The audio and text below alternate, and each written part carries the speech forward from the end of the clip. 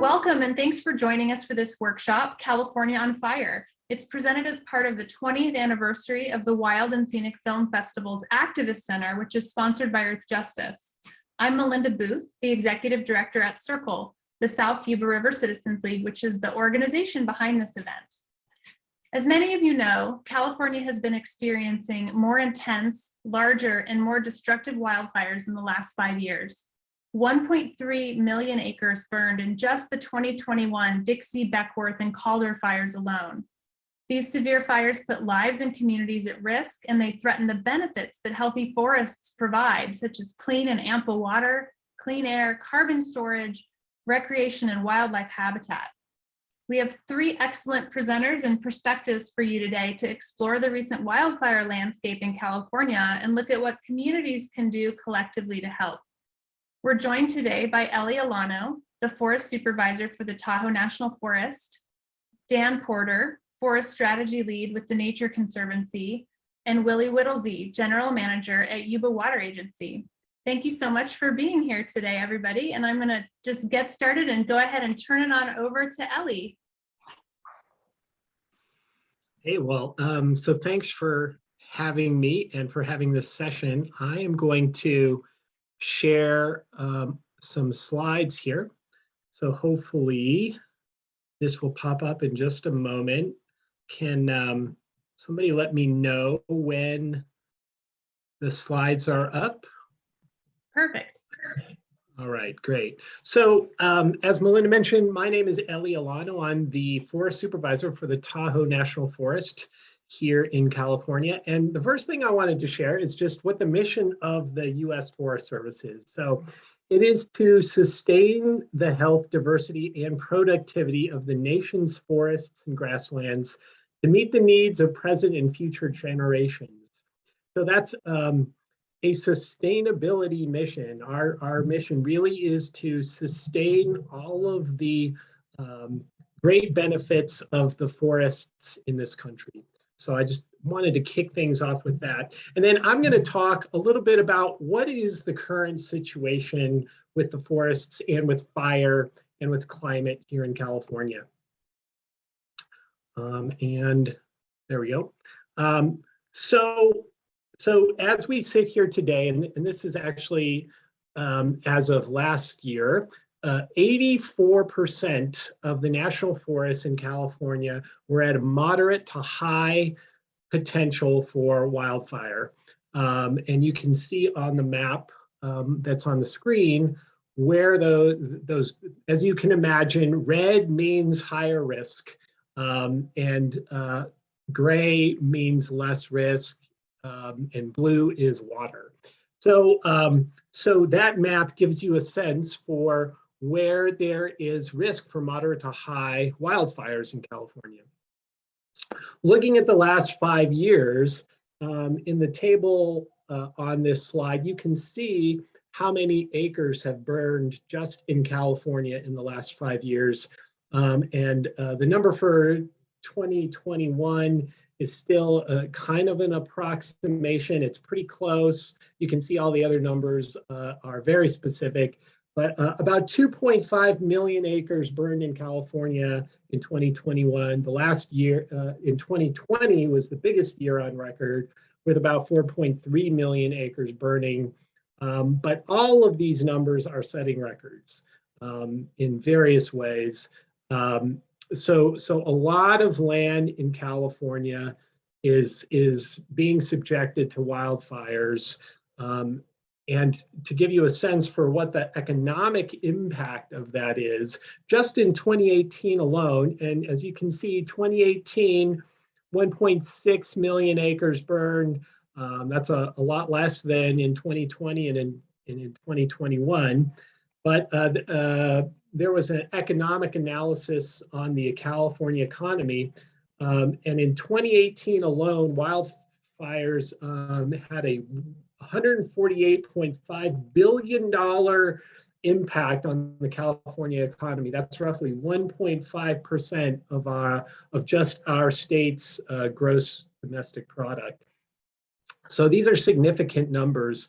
The cost of just fighting fires in California, and these are just the costs to the US Forest Service, in 2021, $1 billion to fight the fires in 2021. That's obviously the highest number that we've seen. Other numbers are now averaging in the $300+ million a year range, just to the Forest Service for fighting fires just in California. These numbers don't include numbers from around the country. So these are significant impacts that we're seeing in California. And if I were to show numbers from a decade ago, they would be much lower than these numbers. So what's happening in California? And I'm going to talk about a couple of things. One is that the forests in California are overly dense, and we'll talk a little bit about why that is. Climate change. We'll talk a little bit about climate change, about human development into forested lands over the last 150 years, drought, tree mortality, and we probably won't touch too much on post-fire conditions, but we'll mention it just briefly. So if we think about the last 150 years, what we've seen is that humans have been moving into forested environments where previously there were no permanent settlements. So when the Native Americans were the only humans in California, they did not create the same types of permanent settlements and structures and infrastructure that we have over the course of the last 150 years. So we're seeing homes, communities, infrastructure, power lines, water supply, roads, et cetera, et cetera. And we're seeing those things in forested environments. So that inevitably creates a risk to those communities, because the forests in California naturally burn every 5 to 20 years, depending on elevation and depending on where on the landscape, but that's an average. And so once these human developments, permanent settlements began to come in to the forests in California, those communities wanted to suppress the fires to protect their homes, their communities, and the associated infrastructure. Well, what that did was it disrupted the natural fire regime in the forests and allowed more vegetation and more trees to grow than what would naturally have occurred. And that's a lot of what we're seeing. And you can see in this picture that these forests have far more flammable materials than we would have seen 150 years ago. How about climate change? So this is one of my favorite things. You can do this as a science experiment just at your own house. Go out and measure the temperature every day at night, at the same time at night and the same time during the day. And that's all this data is. What's the temperature today at night? What's the temperature today during the day? And over the last 120 years, California has collected this data. And what we're seeing is that anytime you measure the temperature, the average temperature is increasing 0.2 to 0.3 degrees per decade. So the trend line is very clear. It's really not disputable that temperatures are rising in California. And this is just simply the National Weather Service data measuring temperatures in California and in the Tahoe area during the winter, during the summer, during the day, and during the evening. So temperatures are rising, which has an impact on the susceptibility and risk for wildfire. I wanted to just talk about a couple of other things related to climate change. So there's been a lot of talk about drought, and then we have these huge storms, right? And I'm sure Willie could tell you that The storms that we had did not get us out of the drought. The current U.S. drought monitor maps for California show that across the state, we're somewhere, depending on where you are in the state, we're between a moderate drought and an exceptional drought, a D1 to a D4. That's as of today. So we are not out of drought. We continue to be in a drought situation, which stresses those forests, which stresses those trees, which makes them more susceptible to wildfire. Just today in the New York Times, they published a story about these extreme weather events. And in the last year, all-time heat records were set across the country at 8.3% of all weather stations. That's the most since at least 1948. So we are setting all-time heat records all over the country every year at higher rates. 2021, so last year was the 4th warmest year on record in the United States, and the 6th and 6 of the warmest years on record have all occurred in the last 10 years. So everything is getting warmer, everything's getting hotter, the conditions are dry. This creates a situation where you're going to have a higher risk of not just wildfire, but intense wildfire, extreme fire behavior.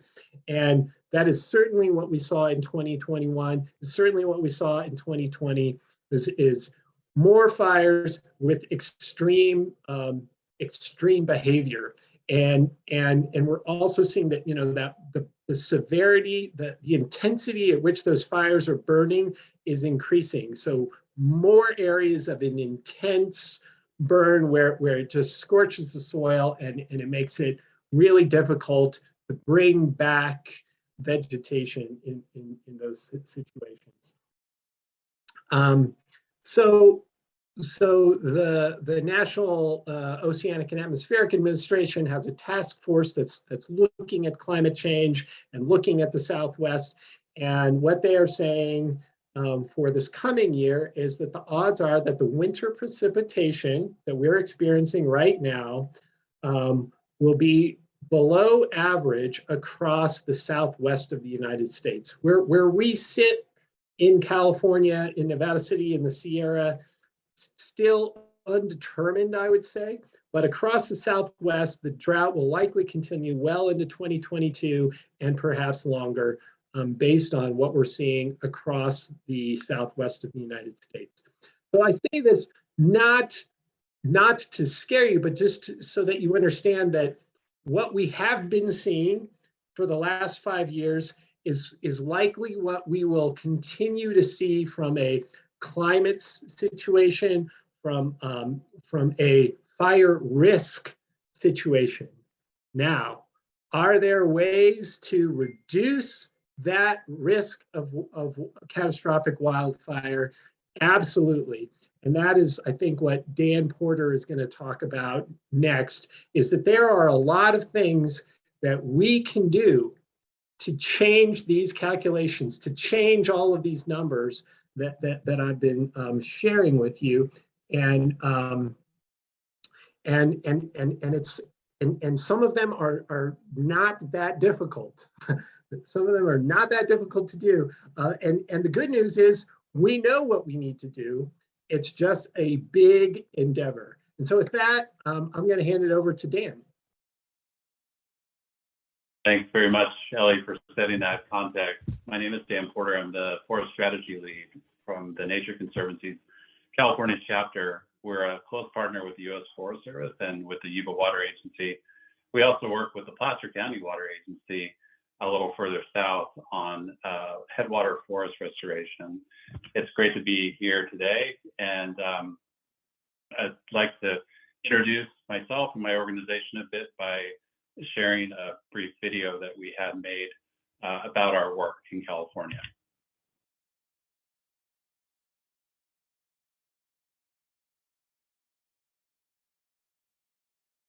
Don't take care of nature. How can nature take care of us? If we don't take care of the forest, Fires are scorching the west coast, epic winds fanning them. what will happen to our air? If we don't protect their home, are we protecting our own?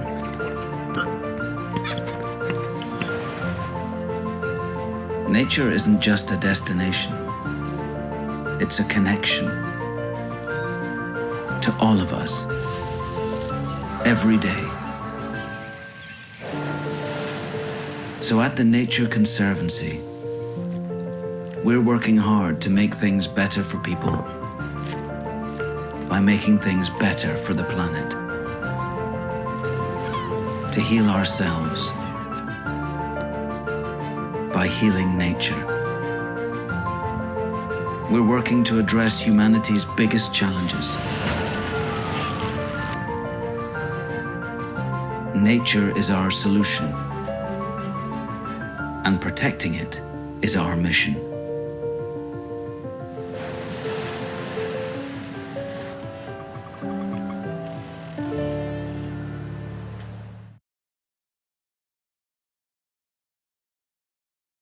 So hopefully that gives you a really good sense of the Nature Conservancy's mission and our work. In California, our forest work is focused on the Sierra Nevada forest. It's a 400-mile-long range of mountains that spans Northern California all the way down to Southern California. And as Eli mentioned earlier, provides enormous benefits to Californians, both recognized and unrecognized. The most important of those, which Willie will speak to, I think, in a moment, is the source of our freshwater supplies. The Sierra Nevada range, in and of itself, provides 60% of the drinking water that Californians depend on. We also depend on the trees in the Sierra Nevada to clean our air and sequester carbon dioxide in the form of large, majestic, old-growth trees. Fully 30% of the above-ground carbon sequestration potential exists in these trees in this region. The Sierra Nevada is also home to a massive percentage of the state's biodiversity. Over 50% of the state's 7,000 plant species call home in the Sierra Nevada mountains, and several iconic species, including the giant sequoia, which is the largest living organism in the world, the very cute Sierra martin, and avian species like the northern goshawk are native to this range. The Sierra Nevada is also home to people, and it's really an outdoor enthusiast playground known the world over. The mountains provide an amazing tourism and recreation center that amounts to $7.8 billion a year in revenue to the state of California, and also supports $3.3 billion in wage earnings, which equates to roughly 52,000 jobs each and every year.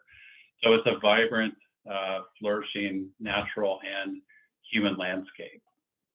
It's changed a lot over the last 100 years, as Eli highlighted in his presentation.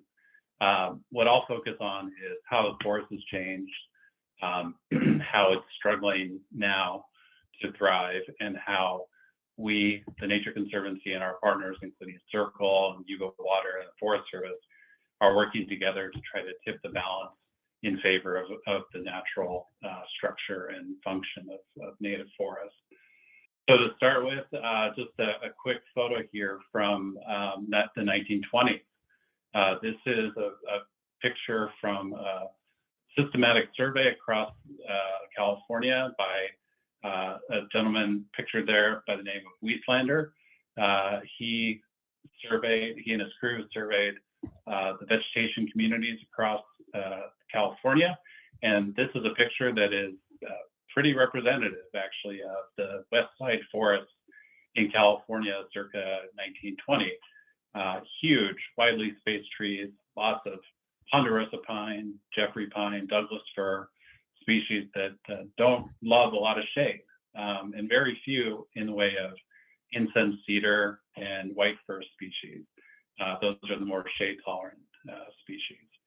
Then, of course, as we know, there's a history of logging, a very active campaign of fire suppression, and these big fire resilient trees were removed and replaced with very uniform and very dense stands of second growth trees, like the ones pictured here.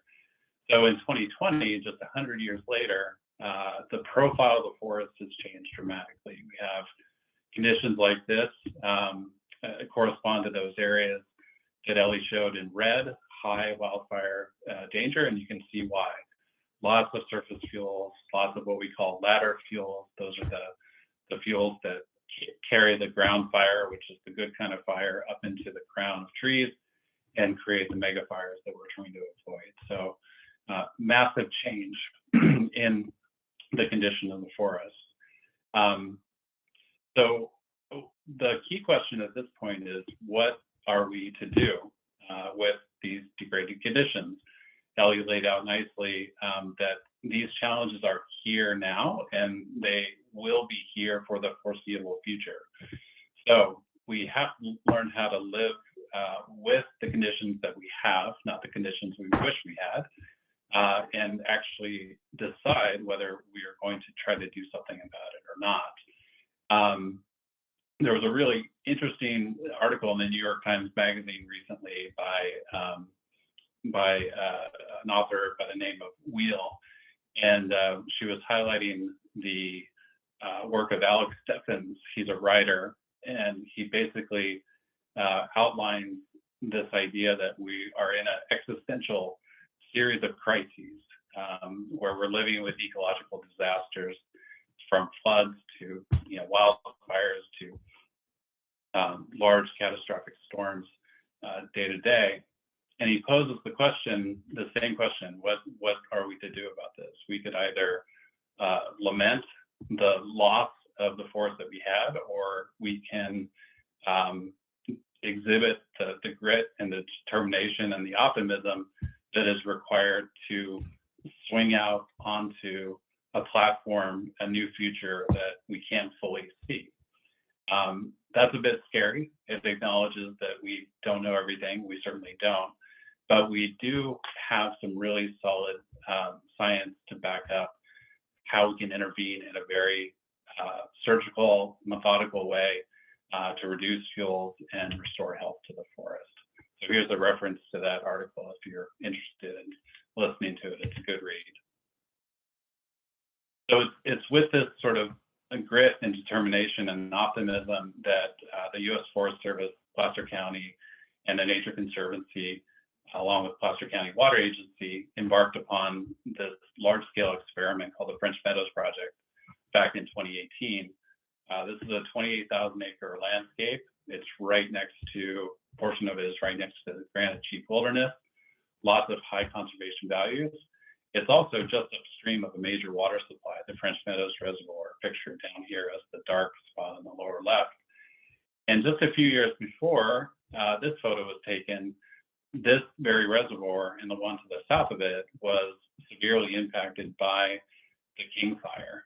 Mostly the reservoir to the south was impacted by the King Fire. High severity fire, scorched the trees, lots of soil eroded, thereby degrading the very drinking water supply that the residents of Placer County depend on. So the water agency and the county itself approached us, and we were doing acquisition work in the area at the same time. We approached them and embarked upon a collaborative project to basically apply ecological thinning and burning across this 28,000-acre landscape in accordance with a defined plan over a defined period of time. And I'm happy to report that so far we've made incredible progress together. So we've thinned over 3,000 acres using only ecologically based thinning prescriptions, which means taking the surface and ladder fuels from the lower portions of the forest. And we've accomplished about 130 acres of prescribed fire and have many more acres to do in the coming years. It's a model project, and it's one that we are leveraging to scale up with the Forest Service and the Yuba Water Agency further north in the Yuba River watershed that I think Willie will touch on in a bit. The basic premise of these treatments is to really focus on what is left when you're done. So somewhat different than extractive commercial logging, we're really studying and predefining what we want the forest to look like in the long term, and we're managing for resilience. So what does that mean? It means that we reduce the density of the surface and ladder fuels so that fuel continuity is less. We favor the sun-loving species like ponderosa pine and Jeffrey pine and Douglas fir, and we preferentially remove some of the shade-tolerant species that have grown in over the last 100 years, white fir, incense, cedar. This is actually a really essential first step to the next set of management treatments, which is either prescribed for fire or managed wildfire. Once areas are safe enough to actually burn intentionally, we can use this practice of prescribed fire to basically run a soft, gentle fire through the understory of the forest to clear out those surface fuels. In doing so, we're actually regenerating the soil, returning nutrients to it in a really positive way, mimicking that fire return interval that Ellie mentioned, on average 5 to 20 years, depending on where you are in the elevation that you're at. So just to give you a sense of what this operation looks like, I thought I'd share another short video with you that features our work at a nearby reserve that's not far from South Lake Tahoe called the Independence Lake Reserve. This is a TNC-owned property where we've been doing the same kind of work, thinning and burning over time. So take it away.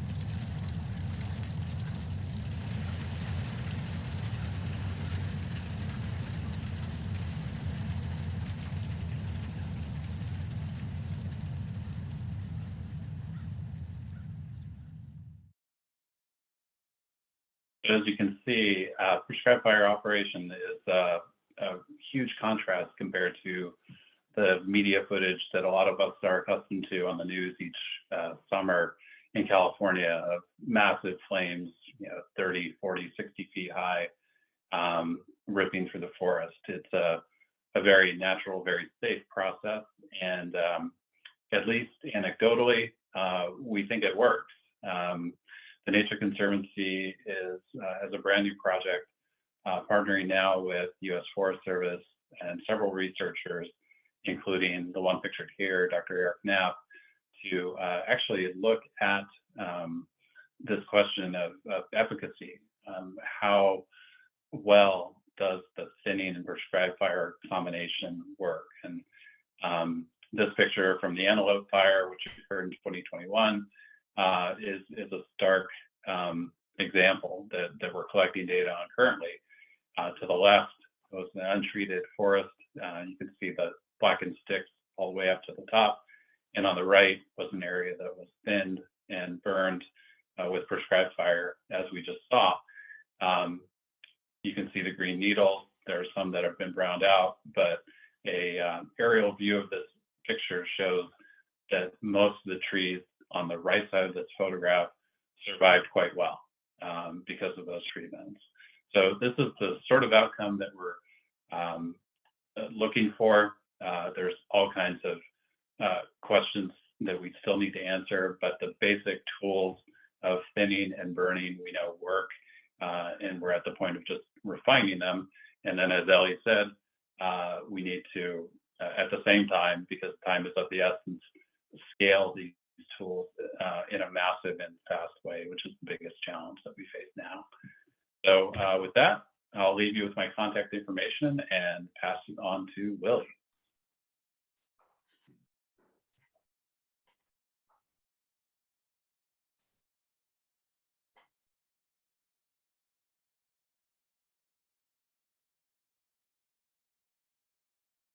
Excellent. Thanks, Dan. Well, I'm Willie Whittlesey, General Manager of Yuba Water Agency. Thanks, Melinda, for having me, and thanks, Ellie and Dan, for getting this thing started. You guys pretty much covered it all. You know what the issues are and what we're trying to do about it. What I'd like to do is expand a little bit on the portion of Dan's presentation that talked about water and Placer County Water Agency's partnership with TNC and the Forest Service and others and what they're doing. And I'd like to just give a little more detail as to why a water agency wants to participate in this type of thing. Like, what does a water agency have to do with this? But I'll just give you a little background on the Yuba Water Agency. We do operate New Bullards Bar Reservoir. It's on the North Yuba watershed. So we operate in the Yuba watershed. For those of you that are in Nevada City, if you haven't been to the North Yuba watershed, you should go there. I'm a little biased. I think it's like the best portion of the Tahoe National Forest. It's a little secret, but be careful if you go there, because we are in a race against time to treat it and restore the forest before it does experience a major catastrophic wildfire. So at any rate, we operate New Bullards Bar Reservoir primarily for flood control and water supply. But there's also many other benefits, right? And one of those benefits is recreation and just use in the area. And I grew up in the Nevada County area. I love this watershed. I love what we're doing, and Yuba Water Agency is on board with this type of forest restoration. But getting to the point of why a water agency would want to participate, when you look at the business aspect of this, it comes down to avoided costs. In any given year where we see like major runoff, like serious water years, like 2017, we get major inputs of sediment and debris into our reservoirs, and it costs us money to remove that debris from the reservoir surface, or even digging out sediment. But that's with an untreated or a forest that hasn't been burnt by catastrophic wildfire. So what we want to do is we want to restore the forest to the conditions it was in, pre-settlement, so that if there was a fire in our watershed upstream of our reservoir, our forests are resilient to that fire, or it mimics the natural process that Ellie talked about the fire return interval from 5 to 20 years. We feel like the business case is that's justification to participate in this partnership, both in planning but also financially. We have a financial interest in the health of these forests above and beyond other interests, but also it's to restore the natural water cycle.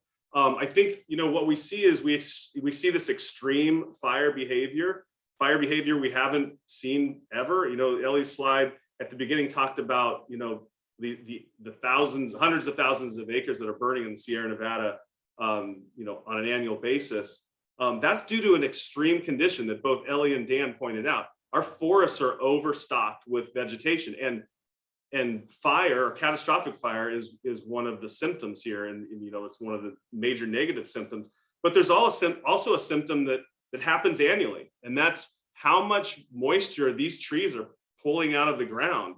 And it's an unnatural amount. What's happened is by allowing this much vegetation to exist and not allowing the natural cycle of fire to burn through our Sierra Nevada forests, we're not allowing water to land on the soil, make its way through the soil profile, make its way to the little creeks and streams, and its way to the major rivers like the Yuba River. And so those trees and the evapotranspiration is preventing that natural hydrologic cycle. So by restoring the forest to the condition they were in, let's say 170 years ago, not only protects us from, wildfire in our communities and provides, the recreation and the beauty that we all enjoy in the Sierra Nevada, it restores that cycle. And that's a cycle that we're missing. And then you layer climate change on top of that, or as Ellie specifically mentioned, just warming or the temperature increases we're seeing. That also is impacting evapotranspiration. And there's this concept of atmospheric dryness. And this is something we're just starting to study right now, but atmospheric dryness is like it's a moisture deficit in the air. So this warming trend, the overstocked forests, and the situation our Sierra Nevada forests are in is getting hit from all sides. And it's not just wildfire impacts. I know that's what we're talking about today, but there are other impacts that will benefit from ecological forest restoration.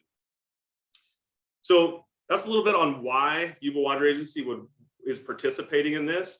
I'm going to get into a little bit of the how, and Dan talked about like the specifics of ecological forest restoration, and get in and thinning the the cedars and the firs that are shade tolerant, and to like mimic more of the natural forest that existed many years ago. But I'll talk about how to get there, right?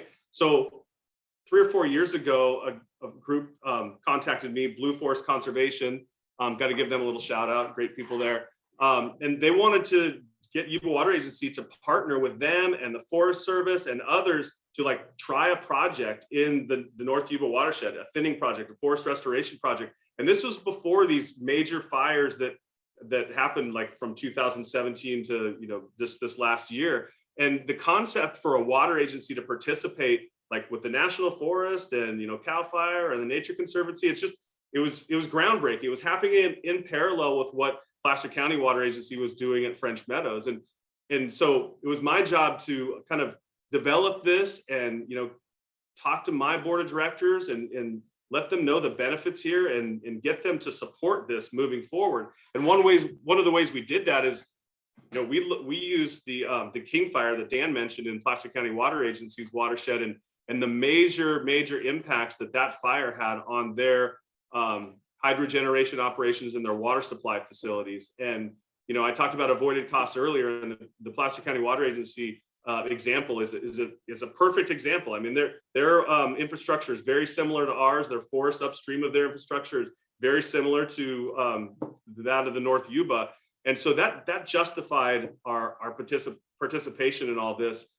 But to get all this done, it took collaboration, and it took kind of entities getting out of their silos or getting out of their comfort zone. And we're happy to have leadership like Ellie and Dan and Melinda and others in the region that are willing to do that. They're willing to go out and partner and do things differently than we did ever before. I mean, Ellie's the kind of guy that he's dealing with, Forest Service rules and processes and procedures on how things are done in the forest. And he's seeing these new problems and these new challenges, and he has an open mind. And through his leadership, we're able to do this type of stuff. We're able to partner together and go out, and we all can experience the benefits of forest restoration, from our water supply, recreation, healthy forests, public safety. And it really takes that open-mindedness and collaboration and getting groups of people together. I'm going to talk specifically about our latest effort, and that is the North Yuba Forest Partnership. When we first entered into, when the water agency first entered into kind of the forest restoration realm, we started with a pilot project, and it was like, 7,500 acres treated and, to benefit 15,000 acres. And it was way up in the crest of the Sierra in the North Yuba watershed. But that has grown into a commitment from 9 entities, and I won't be able to name them all because I'll forget, but it includes the Nature Conservancy here, and Ellie and the Forest Service, Melinda at Circle and the tribes and other NGOs and Blue Forest Conservation. But we got a bunch of us in a room after we started that proof of concept project, and we said, and this is shortly after some of these major fires started happening, and we all looked at each other and said, look, this is a real issue. We've got to work on a greater pace and scale. We've got to think watershed wide. And after about a 3-hour meeting, we left that meeting with an informal commitment that has since been formalized to treat the entire North Yuba Forest, or the entire watershed upstream of Bullard's Bar in the North Yuba River, about 275,000 acres. Now, we all know we're not going to get that done in the next couple of years. It's going to take 20 years. So we all committed to do that over the next 20 years. And that collaboration and that kind of thinking on the watershed level is really what we need to do. Here's an example. 2 years ago, so 2020, the North Complex burned in the Feather River watershed, just north of the watershed I operate in, and it was about a 300,000 acre fire, and it burned in a matter of weeks. This fire literally burned 4.5 miles away from the North Yuba watershed boundary, and within 3 weeks, the size of the area we're planning in the North Yuba watershed burned. I mean, it could happen just like that. I said earlier, we're in a race against time to restore these forests. That's exactly what this is. This could happen anywhere. I used the King fire that Placer County Water Agency had an example. I don't know how many hundreds of thousands of acres that was, but that was major. The Caldor fire just burned last year, burned over to the crest of the Sierras. Same with the Dixie fire. So the bottom line is it's going to take thinking on this watershed scale restoration, using ecological forest restoration with all the justification that Ellie just talked about, showing the map of California and what percentage is, at risk of extreme fire over the next X amount of years. I think the benefit we have now working together and moving these projects forward is, I think our culture and our society really understands that we have to do something. We have to treat these forests. We have to kind of go reverse some of the things we've done, which are unintended consequences of good actions. We had Smokey the Bear, and we thought fire suppression was the right thing to do because we don't want our communities to burn down. But we didn't realize the long-term impact of excluding fire from our forests. And now we have to go work to reverse that. And that's exactly what we're doing. Happy to answer any questions or talk with you all about this stuff, but I'm going to kick it back over to Melinda.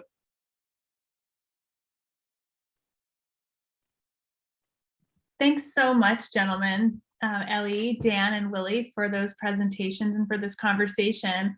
I do have a couple of questions that are on my mind that I wouldn't mind posing if you all are open to that. But before we do it, I thought you might have some comments and questions for each other, not to put you on the spot, but if there's anything you want to chat with each other about, this might be a good time.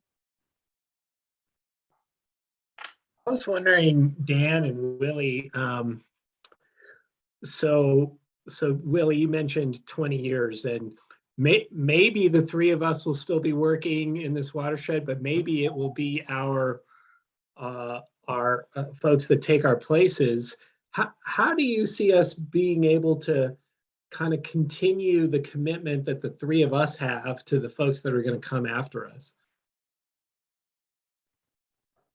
Yeah, Ellie, so that's a great question. I mean, we have ambitious goals, right? I mean, we're trying to reverse what we've done over the past 150 years. We're trying to reverse it in 20 years. And I think that's the way we need to think about it. And that's how ambitious we need to be. But we need to get, the next generation excited about this and get them just educated. I mean, I think just this presentation we're doing here for the film festival is one great start in doing that, and let people know there are going to be careers in this, right? People are going to be able to do this for their entire career, because this effort isn't just something where you can go out and, build something out of concrete and steel and say, okay, that problem's fixed. I mean, this spans the whole, what did Dan say? 400 miles of the Sierra Nevada, from the valley to the crest of the Sierra. So I think getting young people excited about this and getting them, educated and trained on what the real issues are, and whether it's, biologists and foresters, or it's, equipment operators and people that, actually do the work in the field. I think that's one thing we need to do. And I think we're weak in that. And so we need to enter, like at high school age, get kids aware of what this is, what it's all about, and kind of like shine the light on this so they can, choose this as a career path. Yeah, I think that's great, Willie. That's right on. I think about that question pretty often, and we're going to do some additional workforce development training flagging in the coming years related to prescribed fire for exactly those reasons that Willie mentioned. I think the other part of it is, hopefully if we push hard over the next 10 or 20 years for as long as we're working, we're going to be successful. And if we're successful, then we're going to hopefully mainstream everything that we're talking about as new ideas now. And if that happens, then, ideally, it'll just be the expectation among the lawmakers and the policymakers and the general public that headwater forests are managed for all the benefits that we've just talked about, and in the way that we've talked about. We'll learn things along the way, but hopefully I see there being a whole field growing up, professional field growing up around this that young people can plug into. I'll piggyback on that too. You mentioned one of the challenges that I heard you talk about is workforce development and inspiring youth and getting them engaged in the issue. Are there other challenges that the three of you have identified that we could work on to help further this work? Yeah, well, I'll kick that one off. So we've come a long way just in the last 5 to 10 years in terms of public interest and support for this type of work.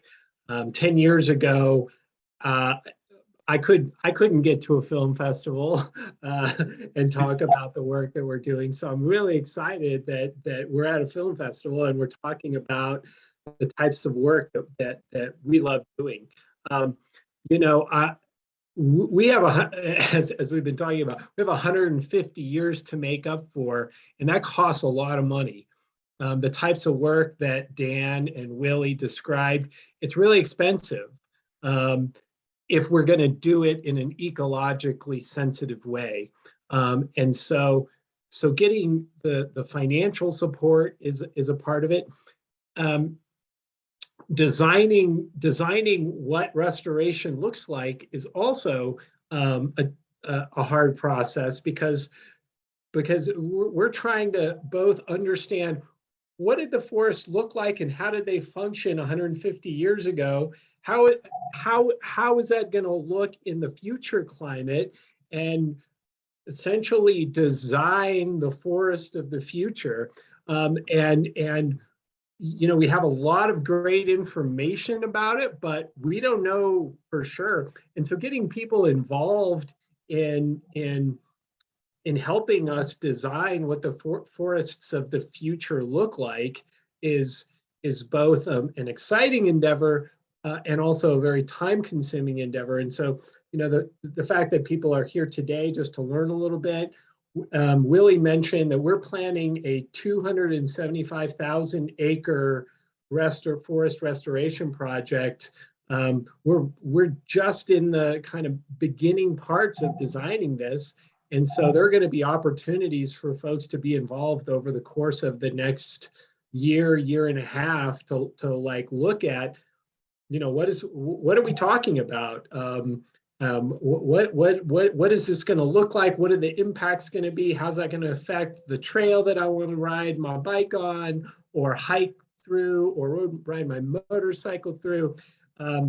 All of that stuff is coming up over the next year and a half in the North Yuba watershed. So getting people involved in that, and since this is an activist workshop, get involved and let's hear from you about, what are your thoughts on this information, because we really want to hear from you to help us design this future forests of the future. Yeah, Melinda, I think one big challenge that we've been focused on lately is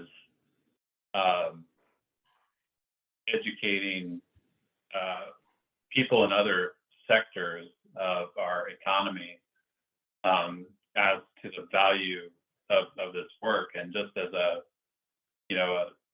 real life example, in recent years, we've seen the insurance sector pull back coverage for both homeowners in rural communities that are fire prone, and they've also pulled back insurance policies that formerly covered prescribed burners with impeccable records for any low probability, potentially high impact escape where a prescribed fire gets out of its intended boundaries.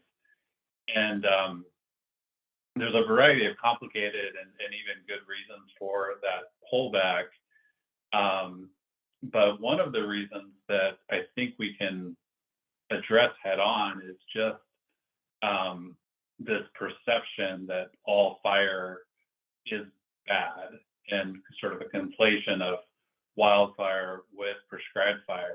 And that's part of the reason why I wanted to show the video of the prescribed fire, how controlled it is, how gentle it is, because these projects are very carefully planned, very carefully executed. And when they're done well, they can be the most cost efficient way and the most ecologically beneficial way to restore the forest. So how do we get there? We need, frankly, more people like Willie and his board in other sectors to basically take a hard look at what the forest is doing for their bottom line, and then engage with the experts and elevate his land management practices and our collective awareness around what will help reduce risk and return benefits long term. So we're working on that with the state right now, with the Forest Service, a variety of venues. Yeah, Melinda, I'll add a little bit. I'll speak specifically to that. Like, there's economic opportunity out there that doesn't exist. We need to get people thinking. I mean, the opportunity exists, but the solutions don't exist yet. We need to get people creatively thinking about what to do with this wood material that's coming off these forests. Like, we've shifted the typical forestry practice from like 50 years ago, like cutting down trees to make lumber solely. Now, yes, there are some trees that are cut down in these projects that can be made into lumber, but the majority of the material is not suitable for your typical, 2x4. But there's so much of this material is like, what do we do with it? And the solution, the best solution, which we need to work on, is something that's carbon neutral, or that sequesters the carbon that we're moving off these forests. And I don't know if that solution, I don't know if we have the creative minds to solve that in the next couple years, but maybe by the end of the last 10 years of the North Yuba Forest project, we're like doing something on like a carbon neutral scale, or we're actually like sequestering the carbon, or like we have a full life cycle economy going on with our project. I'm hoping that's how it turns out, but that's what we need to do, is start thinking creatively on what to do with this material. Well, I love that. Maybe one more question we can touch on, and then if anybody has any closing comments, feel free. But I guess I'm curious, we sort of advertised this workshop to talk about collaboration, and we've definitely touched on it, but I'm wondering if each of you has an anecdote or thoughts on how has the collaboration that you've engaged in so far done more good than having gone it alone, right? How has it benefited you in a tangible way?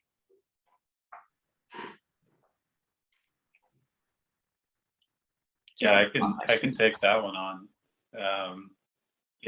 I'll save some room for Willie to speak to the North Yuba project and use the French Meadows project as our example. I mean, I think there's so many ways that going together has made us better. There's a very practical, it adds capacity and perspective that's invaluable when trying to make complex, decisions to complex problems. From the perspective of the Nature Conservancy, we're a national, global environmental organization without a lot of on-the-ground presence in the region. So one thing the partnership has done for us that's been incredibly valuable is to keep our ideas and our actions tied to the ground, and tied to the people who experience the forest every day, who wake up every morning trying to manage the forest and make those types of decisions. It lends a practicality and a knowledge that you just can't get from afar. And then in return, we try to bring the science and some of the communication functions that help lift the good work up and share with a lot of different people, as well as funding. So I think that's really key. Just, many people in many different places, different perspectives working together is far better. It's the way to go.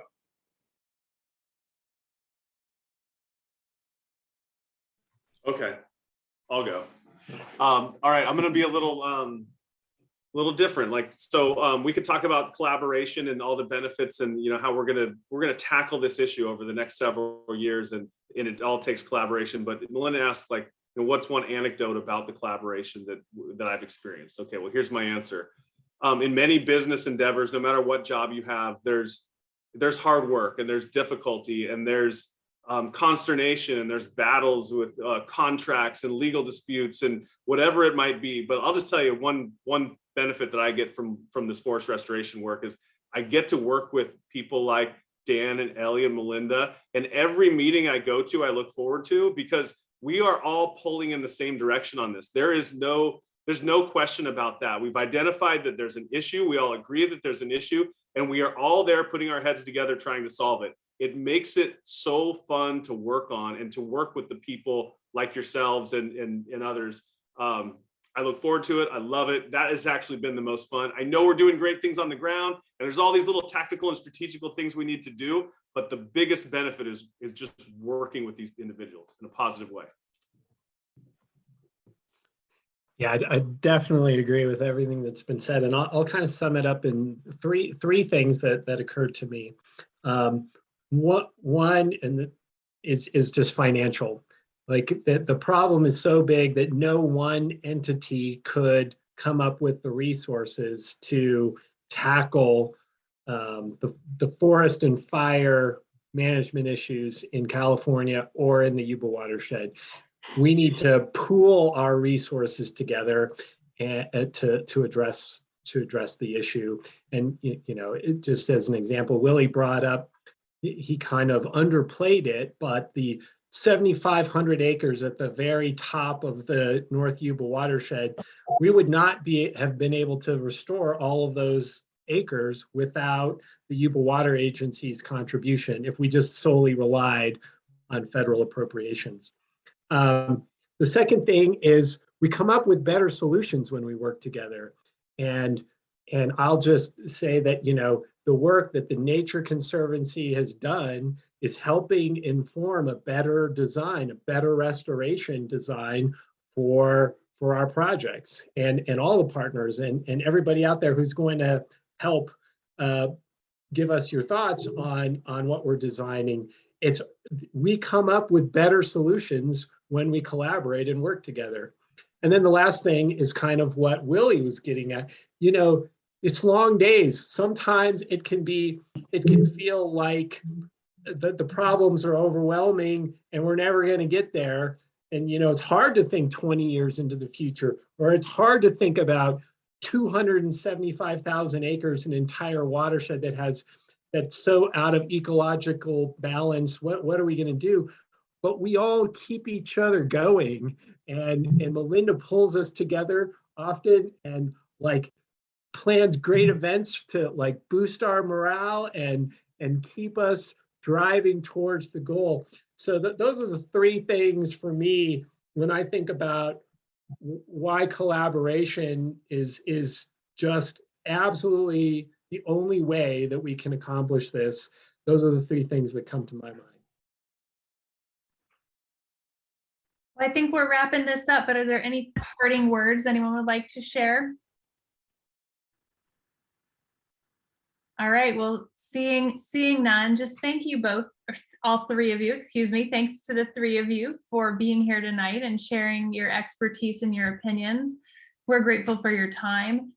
For those of you joining us remotely, thanks for checking out some of our non-film programming for our 20th anniversary Wild and Scenic Film Festival. Our online edition runs the 13th of January through the 23rd. And so if you liked this, there's likely other programming that you'll enjoy. You can find it online at wildandscenicfilmfestival.org. Thank you all so much.